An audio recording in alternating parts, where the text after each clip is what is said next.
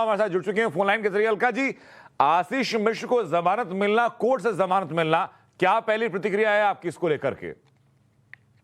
देखिए, बड़े बड़े अपराधियों को बेल तब मिल जाता है जब आपकी वकील कमजोर हों।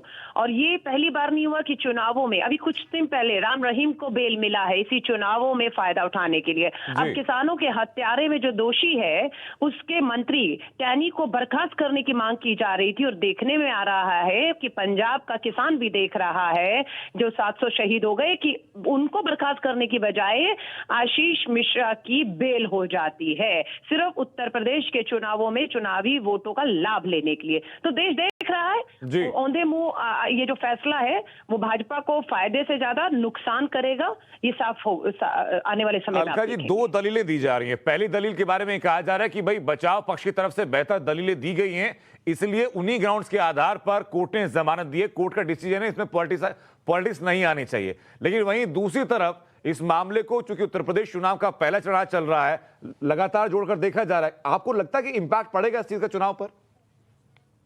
नहीं, देखिए, मैं वही तो कह रही हूँ। आप जो बेल पे बेल चुनाव के दौरान दे रहे हैं, ये राजनीतिक लाभ के मद्देनजर दे रहे हैं, लेकिन जिन लोगों के वो अपराधी हैं वो लोग क्या भाजपा को वोट करेंगे? आज पंजाब के चुनावों से पहले अजय मिश्रा के बेटे जो किसानों के को कुचलने और उनकी बंदूक की गोली से हत्या हुई है, साबित करने के बाद रिपोर्ट के अंदर बेल देंगे अगर प्रधानमंत्री नरेंद्र मोदी जी और उसके खिलाफ नहीं बोलेंगे, तो फिर आपको क्या लगता है कि पंजाब खामोश होकर देखता रहेगा और इसी तरह उत्तर प्रदेश भी देखता रहेगा? तो मुझे लगता है जहां जो किसान है उत्तर प्रदेश का, उत्तराखंड से आया था, पंजाब से, वो सब देख रहा है कि किस तरह से ये सरकार किसानों के हत्यारों के साथ ताकत बनकर खड़ी है और उनकी बेल तक करवा रही है।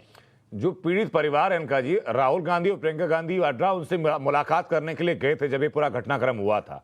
अगर आज की तारीख में अगर वो पीड़ित परिवार असंतुष्ट होते हैं कोर्ट के इस फैसले से, तो क्या कांग्रेस उनसे मुलाकात करके उनकी आगे सहायता करेगी? देखिए, कांग्रेस पहले दिन से पीड़ित परिवारों के साथ में खड़ी है। चाहे किसी भी तरह की आर्थिक मदद हो, वकील से कानूनी मदद हो, कांग्रेस साथ खड़ी है। और कांग्रेस को अगर और अब जरूरत महसूस होगी कि मजबूती से खड़े होने की जरूरत है, क्योंकि सरकार पूरी तरह से अपराधियों के साथ खड़ी दिख रही है, तो बिल्कुल कांग्रेस को और ताकत लगानी होगी ताकि न्याय मिल सके पीड़ित और उनके परिवारों को। समाजवादी पार्टी की तरफ से एलिगेशन लगाया कि जानबूझकर बचाव पक्ष की जो सरकारी वकील थे उनकी तरफ से कमजोर दलीलें रखी गई ताकि इसका अप्रत्यक्ष लाभ आशीष मिश्र को मिल सके। क्या आप सहमत हैं इस बात से? बिल्कुल दिख रहा है, जिस आदमी के खिलाफ पूरे सबूत हैं, वीडियो रिकॉर्डिंग्स थी और कैसे उसको कहा जाता रहा कि उनका बेटा वहां था ही नहीं घटनास्थल में। जैसे जैसे समय बीता चीजें साफ होती चली गई कि वो वहां थे। अजय मिश्र का बेटा आशीष मिश्र था, उसकी बंदूक की गोली से वो हुआ है। और ये सोची समझी एक साजिश के तहत किसानों को कुचला गया था लखीमपुर खीरी में।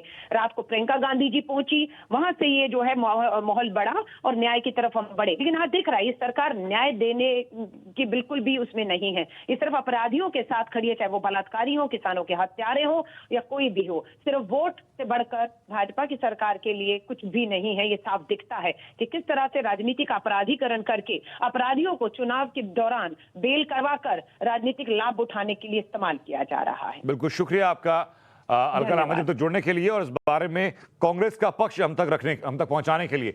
तो जो दलील